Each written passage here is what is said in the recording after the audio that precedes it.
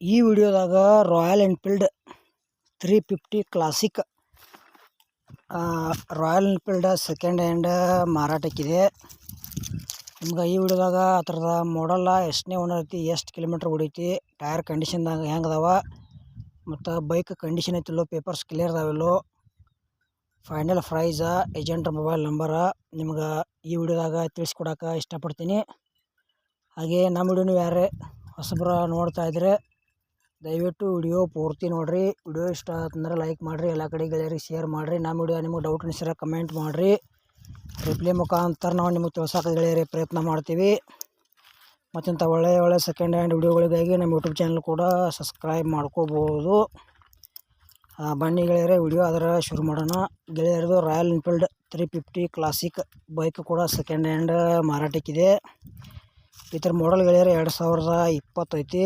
Single ಓನರ, K19 passing ಐತಿ ಗೆಳೆಯರೆ. ಬರೀ ರಾಯಲ್ ಎನ್ಫೀಲ್ಡ್ 37,000 ಕಿಲೋಮೀಟ್ರ್ ಗಾಡಿ ರನ್ನಿಂಗ್ ಐತಿ. ಪೇಪರ್ಸು ಕ್ಲಿಯರ್ ಅದಾವ, ಗುಡ್ ಕಂಡೀಷನ್ ಐತಿ.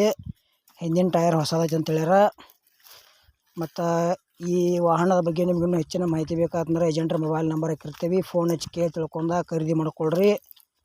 ರಾಯಲ್ ಎನ್ಫೀಲ್ಡ್ ಯಾರು ತೊಗೊಳಿದ್ರೆ ವಿಡಿಯೋ ಮಿಸ್ ಮಾಡ್ಕೋಬೇಡ್ರಿ. ನಿಮ್ಮ ಗೆಳೆಯರು ತೊಗೊಳಿದ್ರೆ ವಿಡಿಯೋ ಶೇರ್ ಮಾಡಿರಿ, ಅವ್ರು ಯಾರು ಯೂಸ್ ಆಗಲಿ.